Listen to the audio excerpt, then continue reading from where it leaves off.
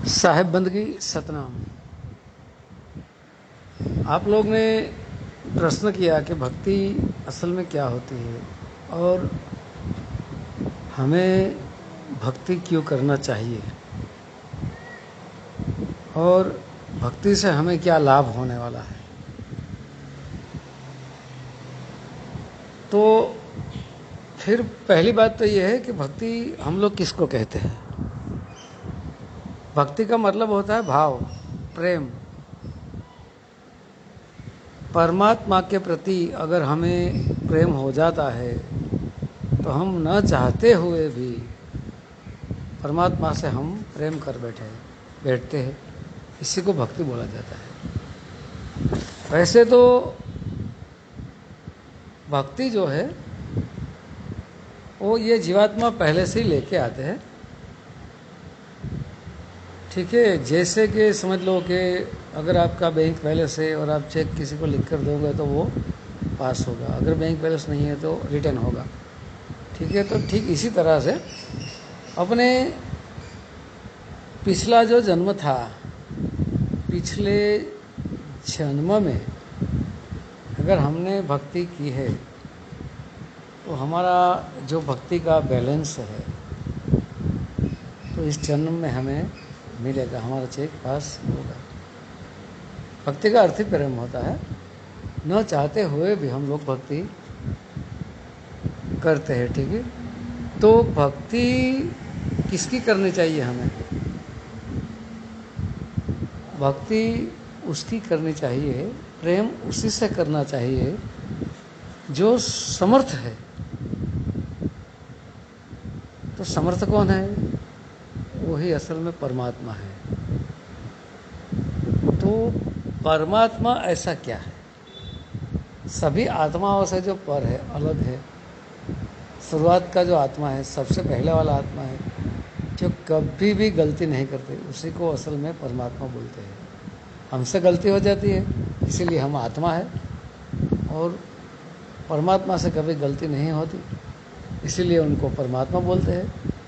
ठीक है, तो भक्ति परमात्मा की करो। अभी परमात्मा के कई सारे नाम हैं, उपनाम दिए गए हैं उनको, जैसे कि पूर्ण ब्रह्म, परमात्मा, सार शब्द, अकेह नाम, अडोड़ नाम, अचल नाम। ठीक इसी तरह से बहुत सारे नाम हैं परमात्मा के। तो परमात्मा जो है, जहाँ से हम निकले हैं वहीं समाने की हमें मेहनत करनी चाहिए। अगर हम जहाँ से आए हैं, जहाँ से अलग हुए हैं, जो अपना घर है, निज घर नहीं जाने पोते, तो हमारा घर क्या है? हमारा घर परमात्मा है। असल में हमें वहीं जाने का है, परमात्मा के पास में, और परमात्मा से हम अलग हुए, परमात्मा में हमें मिलना है। इसलिए हमें भक्ति करनी चाहिए। और भक्ति ना चाहते हुए भी अगर होती है तो इसका अर्थ यही है कि हम लोग कहीं जन्मों से भक्ति करते आए हैं। ठीक है, अभी भक्ति में भी बहुत सारे पंथ निकल चुके हैं। जैसे समझ लो कि यहाँ सांता क्रूज में एयरपोर्ट पर हम गए तो एयरपोर्ट पर कहीं फ़्लाइटें लगी हुई है, जैसे कि England, New Zealand, Australia, America, Singapore, Abu Dhabi, Germany, बहुत सारे देशों की यहाँ पर फ़्लाइटें अभी खड़ी हुई है। ठीक है, तो जो फ्लाइट जहाँ पर जाती है वही उसकी मंजिल होती है, वहाँ से वो आगे नहीं बढ़ सकती। पहले से कंफर्म किया जाता है कि बॉम्बे से ये फ़्लाइट ऑस्ट्रेलिया तक जाएगी, ऑस्ट्रेलिया से आगे नहीं जाएगी। ठीक है, तो अभी बॉम्बे से ये जो फ़्लाइट है वो उड़ान भरेगा और ऑस्ट्रेलिया में जाके रुक जाएगी। ठीक है, तो ऑस्ट्रेलिया जो है वही बॉम्बे से उड़ने वाली फ़्लाइट का लक्ष्य होता है, ठीक है। तो फिर वो ऑस्ट्रेलिया तक ही जाएगी। अभी ये ऑस्ट्रेलिया पंथी हो गया, जो फ्लाइट ऑस्ट्रेलिया जाने वाली है वो ऑस्ट्रेलिया पंथी फ्लाइट हो गई, ठीक है। ऑस्ट्रेलिया के रास्ते पे उड़ान करने वाली, ऑस्ट्रेलिया के ओर जाने वाला जो पंथ है यानी कि रास्ता है आकाशीय मार्ग पे, और उसी रास्ते पे चलने वाली जो फ्लाइट है उसी को ऑस्ट्रेलिया पंथी कही जाएगी, ठीक है। ठीक उसी तरह बहुत सारी जो फ्लाइट है, जैसे कि हम लोग 4:30 बजे मान लो कि अमेरिका की ओर निकलने वाले हैं, तो हमारा लक्ष्य क्या हो गया? अमेरिका, ठीक है। बॉम्बे से डायरेक्ट अमेरिका, तो हमारा लक्ष्य अमेरिका हो गया। तो ये जर्मनी वाली फ़्लाइट है, इंग्लैंड वाली फ़्लाइट है, न्यूजीलैंड वाली फ़्लाइट है, तो उन सभी का जो पंथ है वो अलग अलग है। तो जो पंथ यानी कि रास्ता, जो फ्लाइट जहाँ तक जा रही है वहाँ तक ही वो फ्लाइट उसे पहुँचाएगी, ठीक है। तो मान लो कि कोई शरीर की पूजा करवा रहा है, कोई मंदिरों की पूजा करवा रहा है, पत्थरों की पूजा करवा रहा है, कोई ब्रह्मा की, कोई शिव की, ठीक है, कोई विष्णु की, कोई राम की, कोई कृष्ण की। तो जो पंथ यानी कि रास्ता, जिसकी भक्ति जहाँ पर जा रही है, जिस किसी का लक्ष्य है, जिस पंथी का, जैसे मान लो कि कोई शिव पंथी है तो कहाँ तक जाएगा? शिवलोक तक, उनसे आगे नहीं जा सकता। मान लो कोई विष्णु की भक्ति कर रहा है तो विष्णु पंथी हो गया तो वो विष्णु के लोक तक ही पहुँच पाएगा। कोई ब्रह्मा की भक्ति कर रहा है तो ब्रह्मलोक तक ही पहुँच पाएगा। ठीक उसी तरह से जो भक्त है उनका लक्ष्य क्या है, कहाँ तक उसे पहुँचना है, ये भक्त पर निर्भर करता है, उसी के ऊपर रहता है। तो हमें मुक्ति चाहिए, तो भाई हमें मुक्ति क्यों चाहिए? इसलिए चाहिए क्योंकि हमें मुक्ति चाहिए, तो हम यानी कि हमें मुक्ति चाहिए। तो हम बोले तो मैं एक अकेला हो गया, हमें बोले तो हम सभी हो गए। तो मुक्ति क्यों चाहिए? इसलिए चाहिए कि भाई बारंबार जो ये आवन जावन का जो चक्कर है, काल की जो जाल है, उसमें हम जो फंस गए हैं, उसी से ये सूरत को निकालने के लिए हमें भक्ति करना पड़ता है, ठीक है। और हम भक्ति करेंगे भी, क्योंकि हम तो पिछले जो जन्म था कई जन्मों से भक्ति वैसे करते ही आए, इसलिए इस जन्म में हमें मिली है। अभी देखो ये विरलेपाल के स्टेशन पर आप खड़े होकर देखो, विरलेपाल या फिर बॉम्बे सेंट्रल जाओ, कहीं भी जाओ, जाके देख लो। अच्छा ठीक है, आप दादर के ब्रिज के ऊपर खड़े होकर देखो, कहीं सारे लोग इधर उधर दौड़ रहे हैं, ठीक है। कोई और जैसे कि ब्रिज के ऊपर से जो रास्ता आने जाने वाले का, एक जगह से दूसरी जगह वो ट्रेन पकड़ने के लिए ऊपर भी देखो को कितनी भीड़ लगी रहती है ब्रिज के ऊपर भी। और रोड पे आप खड़े होकर देखो तो कोई मोटरसाइकिल पे दौड़ रहा है, कोई अपनी बाइक लेकर दौड़ रहा है, कोई 4 व्हील में दौड़ रहा है, कोई 2 व्हील में दौड़ रहा है, कोई पैदल दौड़ रहा है, ठीक है, कोई साइकिल पे दौड़ रहा है, कोई ट्रेन में दौड़ रहा है। तो रोडपति से लेकर करोड़पति तक सभी लोग दौड़ रहे हैं, सभी दौड़ में लगे हैं, जैसे कंपटीशन हो रहा है सबका, ठीक है। तो ये क्यों दौड़ रहे हैं?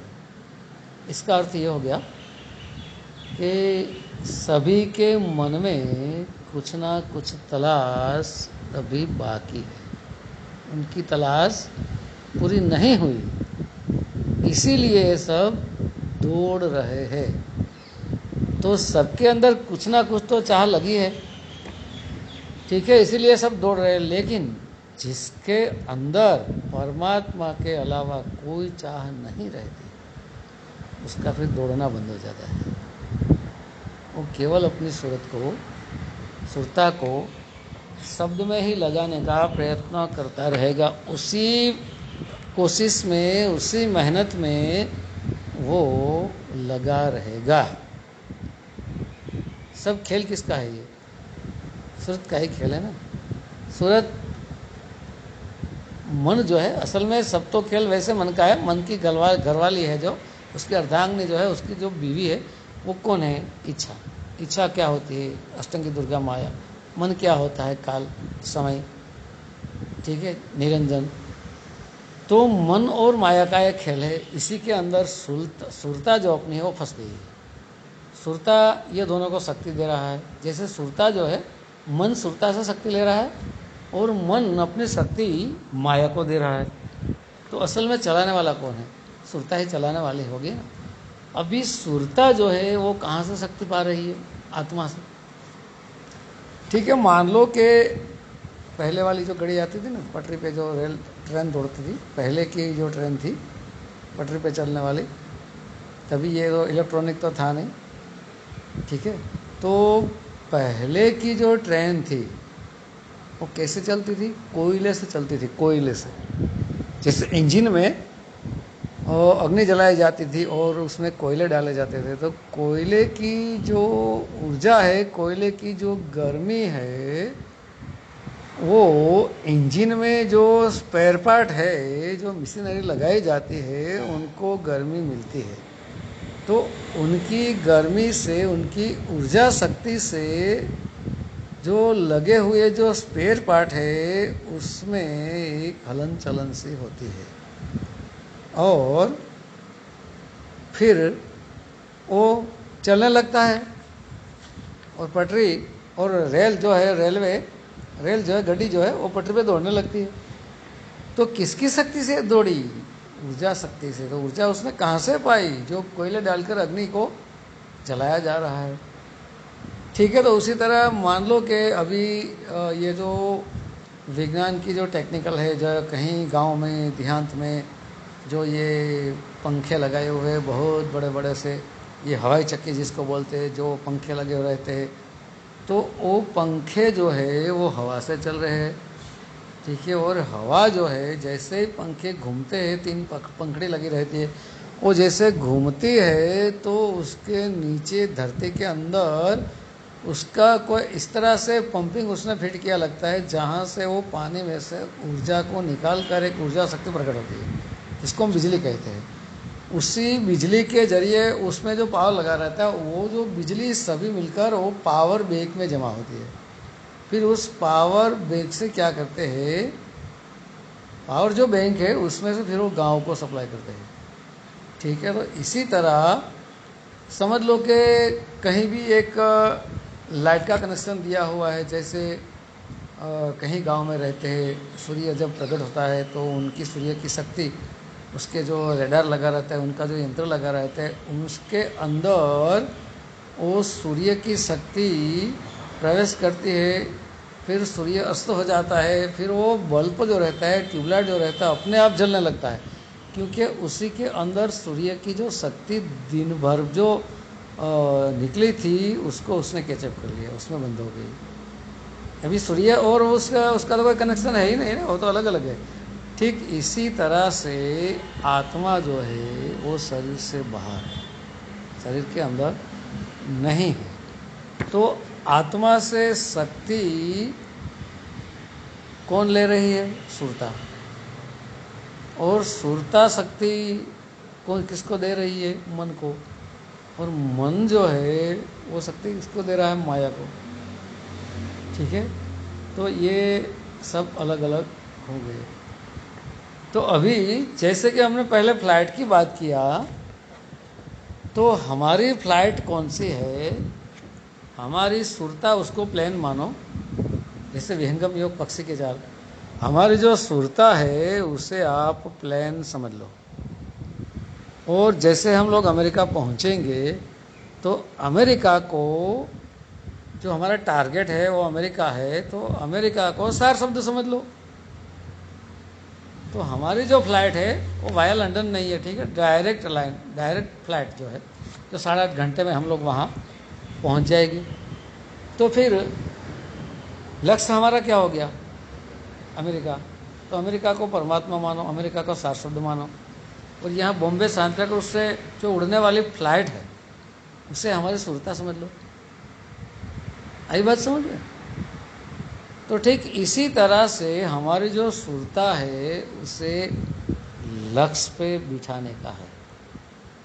हमारा लक्ष्य एक ही केवल परमात्मा ही होना चाहिए। लेकिन ये काल जो है वो अपने सुरता को भटका देता है, उलझा देता है, और मन संकल्प और विकल्प करने लगता है। संकल्प बोले तो खुद के प्रति कल्पना होती है। कल्पना क्या है? कल्पना है सब। और विकल्प बोले तो दूसरे के प्रति जो हमें कल्पनाएं उठती रहती है। तो संकल्प और विकल्प जो है उसी को असल में मन कहते हैं, उसी को काल कहते हैं। हमें ये करना है, हमें वो करना है, हमें यहाँ जाना है, हमें वहाँ जाना है, ठीक है, हमारी बीवी है, हमारे बच्चे हैं, हमारा घर है, हमारा परिवार है, मैं ये करूँगा, मैं वो करूँगा। ये सभी माया का ही रूप है, ये सभी कल्पनाएं हैं। ये सभी जो कल्पना है वो असल में मन से निकल रही है। संकल्प और विकल्प को ही काल कहते हैं, इसी को मन कहते हैं। इसी में सुरता अपनी फंस गई है। यहाँ से सुरता को हटाने का, जिस दिन संकल्प और विकल्प हमारा बंद हो जाएगा, जैसे कि समझ लो हम किसी को खाना दे रहे हो, तो जैसे रोज के रोज हम लोग उसको खाना पिरोसते रहेंगे, दे रहेंगे, तब तक वो तगड़ा ही तगड़ा रहेगा। तो मन को खाना देना बंद कर दो। अभी मन का खाना क्या है, उनका खुराक क्या है? संकल्प और विकल्प। तो संकल्प और विकल्प को रोको। तो उसको रोका कैसे जाता है? गुरु जी ने हमें चाबी दे दी है, हमें सूरत कहाँ पर टिकानी है। जिस दिन वहाँ हमारी सूरत टिक जाएगी उसी दिन हमारी मुक्ति हो जाएगी। तो सूरत को टिकाने का अर्थ ही यही है कि संकल्प और विकल्प हमारे सभी खत्म हो जाए, ठीक है। तो सूरत जो है, यहाँ पर भी गुरुदेव बोलते हैं, सूरत फंसी संसार में, तांसे पड़ गई दूर, सूरत बांधी स्थिर करो, आठों पहर हजूर। ठीक है। तो कौन कह रहे हैं?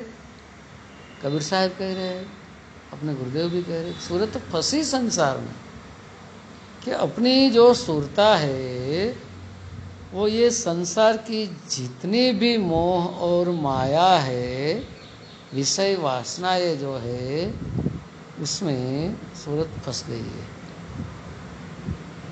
तांसे पड़ गई दूर। तभी से परमात्मा आत्मा से हमारी दूरी हो गई है, हम अलग हो गए हैं, उनसे हम अलग हो गए, क्योंकि सुरता फंस गई संसार में। जिस दिन से वो फंसी पड़ी है उसी दिन से हम, आत्मा बोलो या फिर परमात्मा बोलो, उनसे अलग हो चुके हैं। अभी हमें फिर से वहाँ जाने का है, फिर से आत्मा से हमें मिलना है, यही हमारी तड़प है। तो हम वहाँ कैसे पहुँचे, कैसे जाए, इसी की जो चाबी है वो गुरुदेव देते हैं। इसीलिए सूरत फंसी संसार में, तांसे पड़ गई दूर, सूरत बांधी स्थिर करो, आठों पहर हजूर। अभी जो सूरत फंस गई है संसार में, उसको बांधना बोला है। अभी बांधा कहाँ पर जाए? सूरत बांधी स्थिर करो। तो कहाँ पर इसको बांधे हम? और बांधने वाला भी अलग हो गया, सूरत भी अलग होगी। सूरत बांधी स्थिर करो, तो भाई सूरत को बांधो। तो सूरत अलग हो गई, उसको बांधने वाला भी अलग हो गया। इसीलिए कबीर साहब ने नवतम सुरता कही है, जिसमें से 3 सुरता तो मुख्य है। जैसे इच्छा को भी सुरता बोलते हैं और मन को भी सुरता बोलते हैं। तो ये मन रूपी जो सुरता है, उसको सोहम रूपी जो सुरता है वो बांधने को बोलता है, कि सोहम रूपी सुरता को बोलते हैं कि इनको आप बांधो। किसको? मन रूपी सुरता को, जो सूरत फंसी संसार में। तो ये जो सुरता है, मन रूपी जो सुरत, उसको मन को भी एक सुरत बोला जाता है। ये जो फंस गई है संसार में, उसको बांधो, उसको बांध के फिर स्थिर करो। स्थिर यानी हिलना डुलना ये सब बंद करो उसका, मन का संकल्प विकल्प, उसको बांधी पहले स्थिर करो। अभी स्थिर करने को किसको बोल रहे हैं? सोहम को, जो उनसे ऊंची सुरता है। जब मन कंट्रोल होगा, मन जब बांधा जाएगा, तभी तो सोहम सुरता प्रकट होगी ना। फिर वो जो सोहम सुरता है, ओहम को शरीर बोलते हैं, काया बोलते हैं, सोहम को जीव बोलते हैं, कोई मन भी बोलते हैं, जैसी जिसकी सोच रहती है उसी वैसे वो लोग बोलते हैं। ठीक है, तो उसको बांधना। तो आठों पहर हजूर, आठों यानी कि 3 घंटे का एक पहर होता है, तो 4 पहर दिन के होते हैं, 4 पहर रात के होते हैं। ये आठों पहर हजूर बोले तो आत्मा या फिर परमात्मा या फिर गुरुदेव वो आपके सामने ही है। इसीलिए सुरता को हमें छुड़वाना है। कहाँ से? संसार से। ठीक है। और दूसरी बात बोलते हैं कबीर साहब कि मोहे सुन सुन आवे हासी, पानी में बिन प्यास। कबीर साहब बोलते ही है ना, मोहे सुन सुन आवे हासी, मोहे सुन सुन आवे हासी, पानी में मीन प्यासी, मोहे सुन सुन आवे हासी, पानी में मीन प्यासी, मोहे सुन सुन आवे हासी। कबीर साहब कह रहे हैं कि मोहे सुन सुन आवे हासी, पानी में मीन प्यास। मीन बोले तो मछली हो जाती है। मछली कह रही है, अभी कबीर साहब तो सभी की भाषा समझते थे क्योंकि वो तो परमात्मा थे। तो मछली जो बोलती थी वो भी वो सुनते थे, समझते थे, क्योंकि वो तो खुद स्वयं परमात्मा थे। इसीलिए कोई अगर प्रश्न करे कोई मछली कैसे बोली होगी और कबीर साहब ने कैसे सुना होगा, लेकिन कबीर साहब जो थे वो खुद परमात्मा ही थे और पूर्ण ज्ञानी थे, उनको सभी ज्ञान था। इसीलिए मछली कह रही है कि मैं प्यासी हूँ, मुझे कोई बचाओ, मेरी कोई प्यास को बुझाओ। प्यास बोले तो उसकी तरस, मेरी तरस को कोई छिपाओ। तो कबीर साहब ने जब ये सुना तो हंसने लगे। कबीर साहब कह रहे मुझे सुन सुना आवे हासी, पानी में भी नहीं प्यासी। मछली कह रही है कि मैं प्यासी हूँ, तो कैसे मान लिया जाए? असल में मछली जो है वो पानी में प्यासी है। जैसे हमारे अंदर ही सुरता होते हुए भी सुरता अपनी मंदिरों में, मस्जिदों में, गुरुद्वारों में, चर्चों में, पत्थरों में, पेड़ पौधों में, पीपल के वृक्ष में, वट वृक्ष में, चारों ओर हम भगवान को यानी कि परमात्मा को ढूंढते फिरते हैं। लेकिन परमात्मा हमारे अंदर ही है। अंदर बोले तो ये शरीर रूपी नहीं, शरीर देह घट में, आत्म घट के अंदर ही परमात्मा है। हमारे सुरता में ही है वो परमात्मा, अंदर ही है, सुरता में ही। ठीक है, इसीलिए वो सब कबीर साहब हंसते हैं कि ये लोग बार बार ढूंढते हैं। मछली के तो सिर्फ उपमा दी गई है, बाकी असल में सभी इंसानों को बोले यहाँ तो वहाँ सब ढूंढ रहे, भटक रहे, दौड़ रहे। आत्म बिना नर भटके कोई काशी कोई मथुरा, आत्म ज्ञान बिना नर भटके काशी कोई मथुरा। ठीक है, उसी सभी ये लोगों की हालत पड़ी हुई है क्योंकि उनको पता नहीं है, उनको भेद नहीं है। भेद बताने वाला जब भेदी गुरु मिलता है तब भेद बताया जाता है। अभी भेदी गुरु मिले मछली को, अभी मछली किसको कहते हैं? ये तो सिर्फ एक कहानी के रूप में दिया है। वैसे मछली का अर्थ हो गया जिज्ञासु जीव, मुमुक्ष। जिज्ञासु किसको कहते हैं? ये जीव को जानने की इच्छा रखने वाले को जिज्ञासु बोलते हैं, और मुमुक्ष जो मोक्ष की इच्छा रखने वाले को मुमुक्ष बोलते हैं। तो जिज्ञासु जिज्ञासा उससे प्रकट हो चुकी है परमात्मा के पानी पीने की, परमात्मा के सार शब्द रूपी पानी पीने की उसको प्यास लगी है। इसीलिए उनको जब ये कह रही है मछली कि मैं प्यासी हूँ, जब उसको भेदी गुरु मिलता है तो उसको दाव बताते हैं, सिखाते हैं। अभी आप कहीं भी समुद्र में खड़े होकर देखो, घंटे 2 घंटे वहाँ आके आधा घंटा खड़े रहोगे, या फिर कुएं में जाओ, तालाब में जाओ, या फिर कोई नदी में जाओ, तो जो मछली उसमें रहती है वो दिन भर पानी पीती रहती है, सीधी होकर चलती है, पानी पीती रहती है, पानी के अंदर रहते हुए भी सतत निरंतर वो अपना मुंह हिलाती रहती है और पानी पीती रहती है, लेकिन पानी उसके पेट में जाता नहीं है। क्यों नहीं जाता? क्योंकि मछली के जो दोनों गाल रहते हैं, जैसे हमारे मुंह के दाएं बाएं जो दोनों गाल रहते हैं ना, जिसको हम ग्लोफा कहते हैं, उनमें होल रहता है, काना रहता है, वहीं से पानी वापस निकल जाता है, पेट में नहीं जाता। इसीलिए मछली प्यासी है। तो फिर मछली को जब भेदी गुरु मिलेगा तो उनको उल्टी कर देगा। इसलिए मछली को अपने आप किसी ने चाल सिखा दी और मछली कुएं में, तालाब में, समुद्र में ऊपर आकर उल्टी होती है। देखते रहना, आप कभी भी देखा हो तो मछली उल्टी हो जाती है। जैसे मुंह उनका सीधा रहता है तो मुंह उनका आकाश की ओर हो जाएगा, तभी पानी उसके पेट में चला जाएगा। ठीक है, तो इसी तरह हमारी जो सुरता जो है उसे आप मछली समझ लो, उनको परमात्मा की प्यास लगी हुई है। तो सुरता जब तक सीधी चल रही है, सीधी चल रही है, तो वो संसार रूपी मोह माया में फंसी हुई है। ये विषय वासना रूपी पानी को पी रही है, काम क्रोध लोभ मद मोह ये सब पानी को पी रही है, तेरा मेरा ये सब पानी को पी रही है, अहंकार अभिमान। तो जब उसको भेदी गुरु मिलता है तो हमारी सूरत रूपी जो मछली है उनको दाव पेच सिखा के उल्टी करते हैं और शब्द के और उसको लगाते हैं।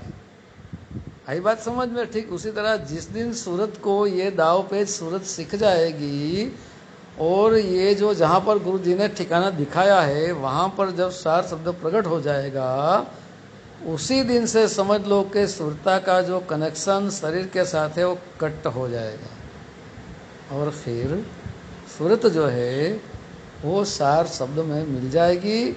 जैसे ही मिलते ही उनकी प्यास बुझ जाएगी। तो कैसे हमें जो माया है उनमें से सूरत को हटा के उल्टी करने का है, ये फंसी पड़ी है।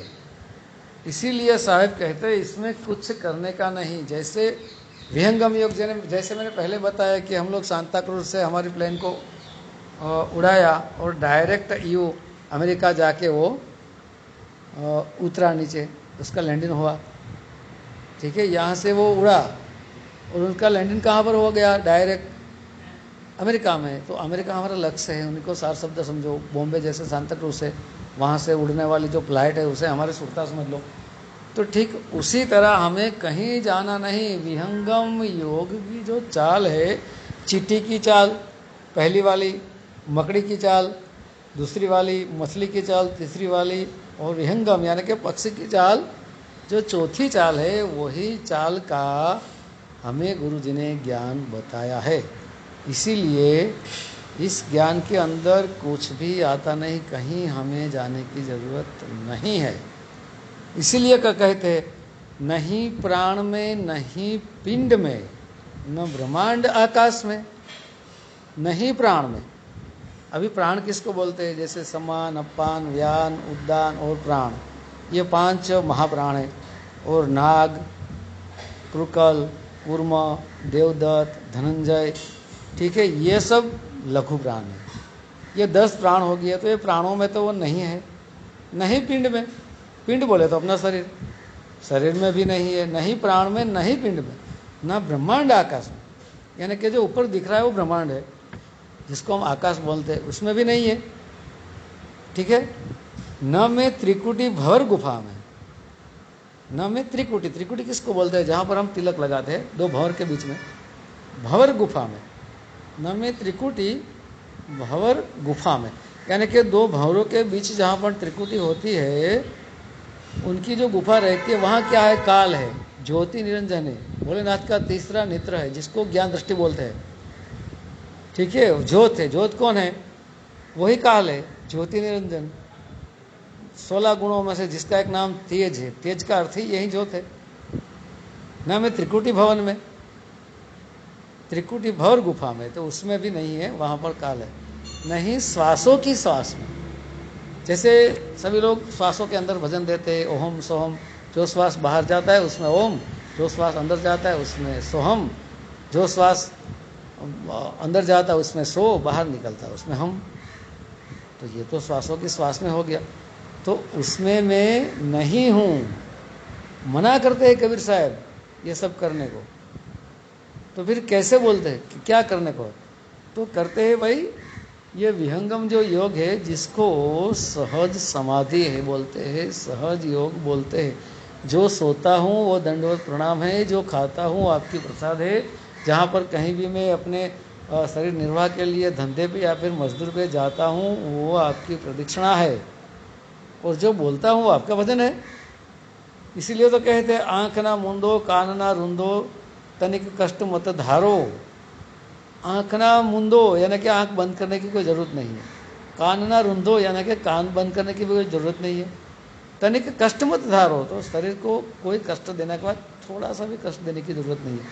खुले नयन पहचानो, खुले नयन, अपने जो नयन है, आँखें वो खुली रखो, खुले नयन पहचानो, हंस हंस सुंदर रूप निहारो। सभी जगह सभी के अंदर परमात्मा की साइयाँ हैं, सभी के अंदर परमात्मा की सभी है, सभी हंस आत्मा ही है। खुले नयन पहचानो, सुंदर रूप निहारो, ये परमात्मा का ही, जितने भी चेतन है उसी में परमात्मा का ही स्वरूप है, उसके अंदर चेतन शक्ति चल रही है। ठीक है, अंदर बाहर। इसीलिए तो कहते हैं शब्द निरंतर से मन लागा, मलिन व्यासना त्यागी। शब्द निरंतर से मन लागा, मलिन वासना त्यागी। उठत बैठत कबू ना छूटे, ऐसी ताड़ी लागी। शब्द निरंतर से मन लागा। अभी शब्द जो निरंतर, जिसका कोई अंतर नहीं है, उसी को सार शब्द बोलो। निरंतर शब्द, निर अंतर, अंतर बोले तो गैप हो गया, जिसमें कोई अंतर नहीं है, सतत एक रास्ते चल रहा है, से मन लागा। अभी मन बोला है तो मन को भी सुरता कहते हैं। चलो मान लो कि मन पहले वहाँ लगा, फिर मन मर गया, उसके बाद फिर जो स्वयं सुरता है वो प्रकट हो गई, जिसको जीव बोलते हैं, सुरता। ठीक है, वहाँ पर लगा। मलिन वासना त्यागी, जिस दिन मन के अंदर से मलिन वासना है, जो मलिन बोले तो मेल वाली, वो मलिन वासना जो है वो खत्म हो जाएगी, और शुद्ध वासना, वासना बोले तो क्या होता है, वासना बोले तो एक तड़प, एक जिज्ञासा, तो जिसमें कोई मेल नहीं रहता, शुद्ध, कंचन जैसी, सोने जैसी, कपूर जैसी, जैसे पानी रहता है ना, कैसे एकदम शुद्ध रहता है, वैसी जब अपनी मलिन हो जाएगी वासना, शुद्ध, परमात्मा के अलावा किसी में भी वो वासना जाती नहीं है, उसको मलिन वासना को त्यागना बोलता है, कि परमात्मा के अलावा कहीं भी वासना, यानी कि एक तड़प, एक जिज्ञासा, एक लगन जो सुरता की, वो परमात्मा के अलावा कहीं भी न लगे, उसी को ही मलिन वासना त्यागी। सब मलिन वासनाएं जितने भी थे मेल वाले, जैसे कि काम, क्रोध, लोभ, मद, मोह, शब्द, स्पर्श, रूप, रस, गंध, मन और माया का, यह सबको त्याग दिया मैंने, उनको त्यागी। उठत बैठत कबू ना छूटे, उठता हूँ, उठूँ तो भी ठीक है, बैठूँ तो भी ठीक है, कबू ना छूटे, ऐसी ताड़ी लागी, ऐसी लगन हमें लग गई कि अब ये छूटने वाली है, नहीं है, ये छूटेगी ही नहीं। शब्द निरंतर से मन लगा, जब निरंतर जो शब्द बज रहा है, जो चल रहा है, उसी में हमारी शुद्धता जिस दिन समाएगी उसी को असल में मुक्ति कहते हैं। ठीक है, अभी चलो खाने का भी हम सब लोग का समय हो चुका है। ये लड़कियां बुलाने के लिए आई है, चलो विरले पाले होकर खाना खा के फिर वापस आ जाते हैं। ठीक है, तो मैं अपनी जो ये वाणी जो कुछ में मैंने बोला और आप लोगों ने चुपचाप से सुना ये गार्डन के अंदर, तो मेरे जैसे एक मैं तो एक केवल आम इंसान हूँ, सामान्य पुरुष हूँ, मैं तो कुछ नहीं हूँ। जो कुछ है वो मेरे गुरुदेव है, मेरे पास तो कुछ नहीं है। ये जो भी मैंने सत्संग किया वो मेरा गुरु से सीधा कनेक्ट हो गया था, सीधा कनेक्शन वहाँ लग गया, जुड़ गया था, और मेरे गुरु ही बोल रहे थे मैं तो कुछ नहीं, मैं तो केवल माध्यम हूँ। तो आप सभी लोगों ने मेरा ये जो मेरे मुंह से मेरे गुरु ने जो बुलवाया और आपने जो सुना, तो सभी ये माताएं बहनें और भाइयों जितने भी 25-50 हम लोग यहाँ पर बैठे, सभी का मैं धन्यवाद, खरे दिल से धन्यवाद करता हूँ। और आप सभी को शुभकामनाएं देता हूँ कि जल्द से जल्द आपको भी मुक्ति का मार्ग मिल जाए। ठीक है, तो फिर मैं अपनी वाणी को यहाँ पर विराम देता हूँ। साहिब बंदगी, सतनाम।